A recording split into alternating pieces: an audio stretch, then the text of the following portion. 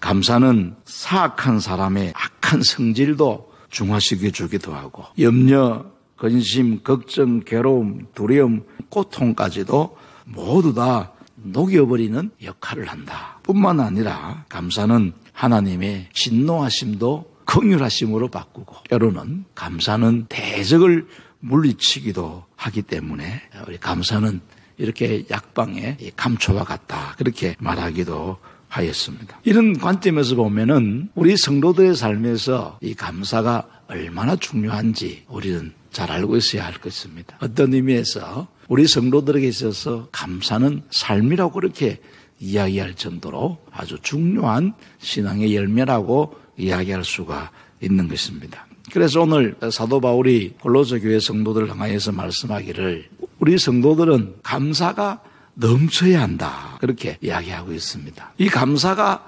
넘쳐야 한다라는 이 말의 그 문자적인 의미는 강둑에 계속해서 물이 흘러 넘치는 것을 의미하는 것입니다. 그럼 우리가 컵에다가 물을 붓고 컵이 넘치게 하려면 계속해서 물을 부어야 되지 않습니까? 지나칠 정도로 물을 부어야 넘칩니다. 그러니까 사도 바울은 성도들에게 있어서의 감사는 지나칠 만큼, 넘칠 만큼 계속되어야 된다.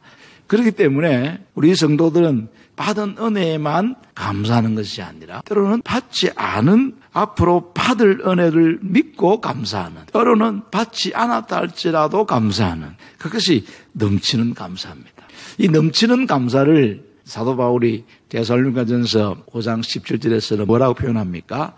범사에 감사해라. 그렇게 표현하고 있는 것입니다. 범사에 감사하라. 이렇게 말하면서 이것이 하나님의 뜻이니라. 하나님이 원하시는 것이다. 그래서 오늘 이 사도 바울은 자기는 비록 지금 감옥 속에 우리 골로새서를 일반적으로 옥중 서신이라 그렇게 말하지요. 감옥에서 쓴 편지인데 골로새 교회 성도들에게 감사할 것을 이야기하면서 감사가 넘치게 하라. 여러분들이 골로새서를 읽어보면은 유난히 감사라는 말이 많이 나옵니다. 그래서 이 시간에 우리 성도는 감사가 넘쳐야 한다. 어떻게 하면은 우리가 이 감사가 넘치는 삶을 살아갈 수가 있는가? 바울이 중요한 원리를 말씀해 주고 있습니다. 제일 첫 번째가 무엇입니까? 사도 바울이 이 감사가 넘칠 수 있는 출발점을 소개하고 있습니다. 너희가 그리스도 예수를 주로 받았으니 그 안에서 행하되 말씀하고 있습니다. 감사가 넘치는 삶을 사는 첫 번째 단계는 그리스도 예수를 주로 받아 예수님 안에서 살아가려고 해야 된다. 예수님을 주님으로 받아들이는 것이 가장 중요하다는 것입니다. 실제적으로 교회 안에서, 기독교 안에서 감사라는 말이 제일 많이 사용되어지고 있습니다. 하나님의 자녀가 되지 않는 사람들은 감사가 넘치는 삶을 살아갈 수가 없다는 그런 의미입니다. 그런데 이 예수님을 삶의 주인으로 받아들인다는 이 말이 요즘에는 그렇게 의미가 명확하지가 않습니다만은 고대 사회에서는 이 성경 말씀이 기록된 그 시대에는 누가 주인이고 누가 종인가에 대한 개념이 명확한 시대였습니다. 그렇기 때문에 예수님을 주님으로 부른다는 이 말은 고대 골로새 교회 성도들에게는 그 의미가 무엇인지 정확하게 들려옵니다. 그러나 지금 우리들은 예수님이 나의 주인이라는 이 말이 명확하게 잘 들려오지 않습니다. 왜냐하면 내가 바로 주인인 삶을 살고 있기 때문입니다. 그런 상황 속에서 예수님이 나의 주인이시다. 이게 우리 속에 안 들어오는 것입니다.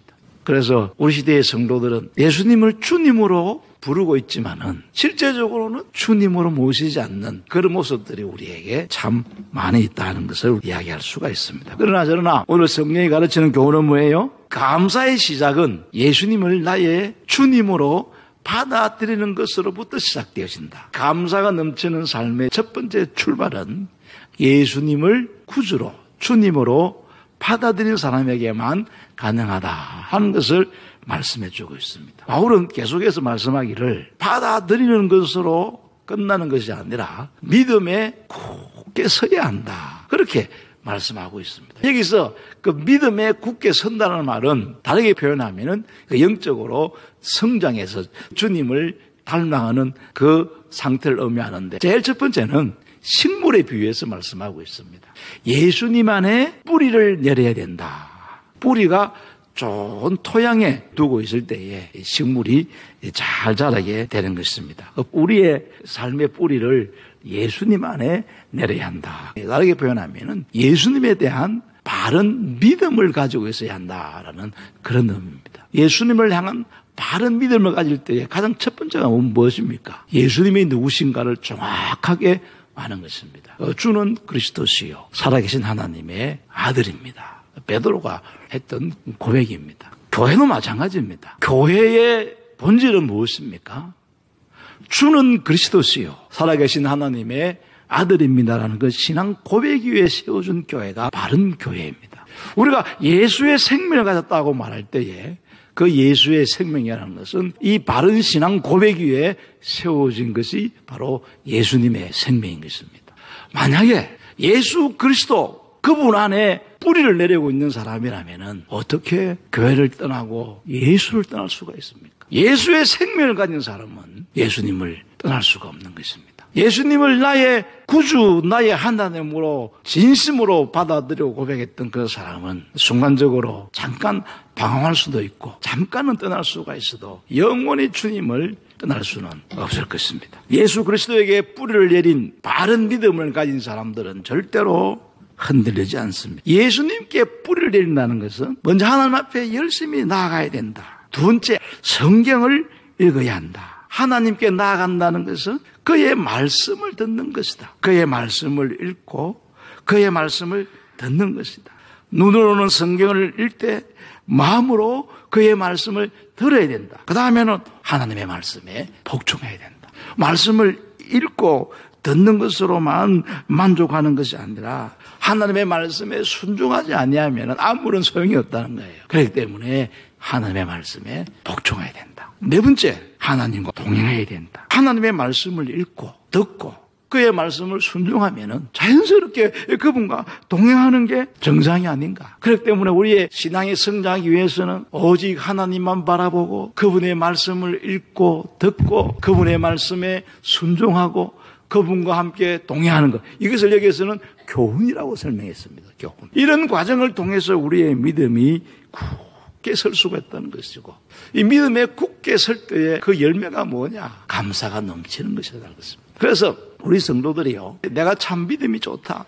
야, 저분 참 믿음이 좋은 사람이다. 이렇게 말할 때에 그 믿음의 좋고 나쁨을 증명할 수 있는 하나의 열매가 뭐냐? 감사라는 것입니다.